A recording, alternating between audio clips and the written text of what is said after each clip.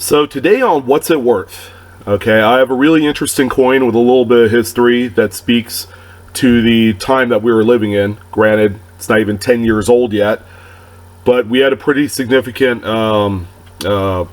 event that happened around this time period, and that is the recession, or at least we're in about year 2, year 3 at this point. The 2009 Jefferson nickel. A lot of you have probably already heard, like I've prefaced at the very beginning of the video, actually has a little bit of value. So let's go ahead and go back in our time machine and let's talk about a little bit about the coin, why it's worth the money that it is today. It's real simple.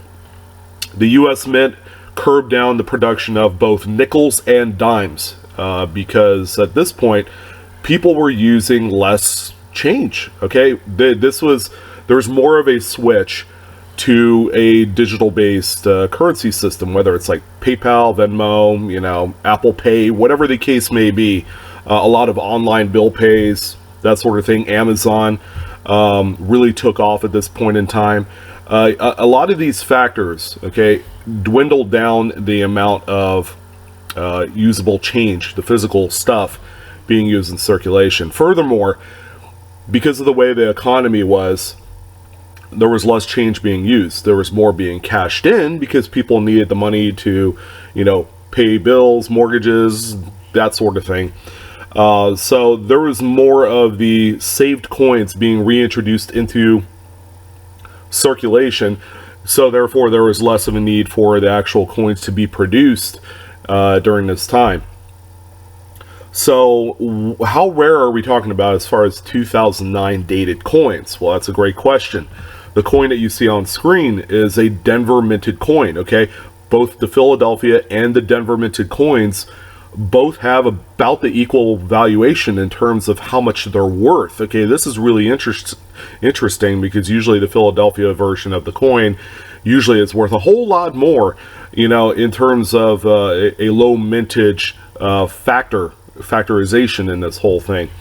But get a load of this, okay? It was in 2000, I believe, the Denver minted coin, there was 1.5 billion, okay? Let that sink in. 1.5 billion pieces produced for the 2000D Jefferson nickel. That is a boatload of nickels, okay? But it's not out of the ordinary because, modern coins, there is a usually high ramp up in production. All right, so the 2009D, I had to throw that in there so that way you get a general kind of like visualization of the sheer mass of the amount of nickels produced on some of the other dates around the 2009. So for 2009, the Philadelphia minted coin, there was 39.8 million pieces. It seems like a lot, but in comparison to that 2000D, where there was over 1 billion made, this is actually very minuscule.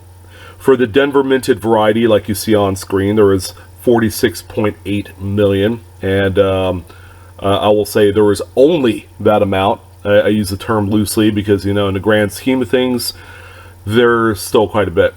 So how small and how light is this mintage? Well, you're going to have to go back all the way back to, I believe, 1959 before you're able to get down to a similar low mintage. As a matter of fact, in 1959, the U.S. Mint produced 27 million pieces.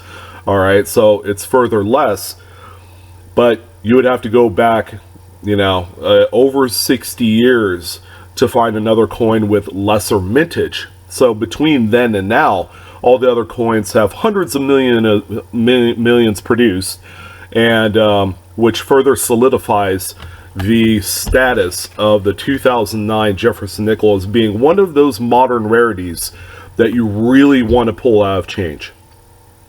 So how much are we talking about secondary market value wise? Well, I can tell you this right now. When these coins were first introduced into circulation, there was a huge fervor surrounding this coin.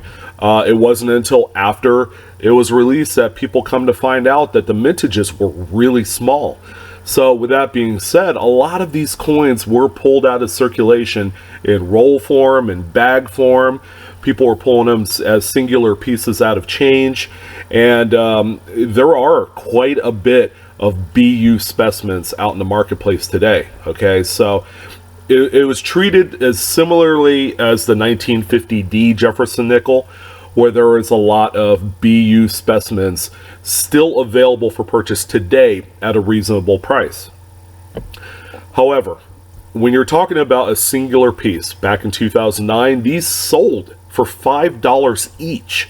Holy smokes, that's 100 times face, ladies and gentlemen. When you can have that kind of return, money was being made in the numismatic community. Full rolls were selling for $100. I remember it like it was yesterday. $80 to $100, 80 on a bad day. But what's it selling for today? And by the way, that's for both Philadelphia and Denver minted coins. Well, still not too bad for BU singular coins. If you need to go out and buy a brilliant uncirculated example of either the Denver or the Philadelphia minted coin, you would expect to pay between $3 and $4 by the time you factor in shipping. And I'm just using eBay as a catalyst for finding the valuation of what they are selling for in today's market. These are buy it nows. These are actual realized sales. Okay, so if you went to completed auctions, you'll be able to see that. Circulated coins, here's the interesting part, still worth quite a bit of money. Okay, for a circulated coin that's all nicked up and looks like a coin that probably looks like any other circulated nickel in your change, these still sell between $1.50 and $2 a piece. Wow. Pretty amazing, incredible, the way that these have held up value in the, let's see, almost 10 years. We're coming up on 10 years on this coin. But there you have it. That is a general overview of the 2009 nickel. Now you want to keep in mind, it doesn't make sense to sell one coin on eBay. By the time you factor in the fees and the shipping, you probably will not be making a whole ton of money off of the transactions. Where you're really going to make money is if you amass rolls of these. So if you went through, if you like coin roll hunting nickels and you pulled these out, if you assembled 40 to a full roll, that is definitely by far the best way to sell these and liquidate them and maximizing your profit on such a coin. Okay, so I hope this video was a great help. If you enjoyed it, please give me a huge like on this one. That's the best way you could support my channel. If you haven't done so already, subscribe. Blue Ridge Silverhound. Pretty simple video. I'm sorry it took 8 minutes to explain it all, but there is a little bit of a backstory about this modern day rarity.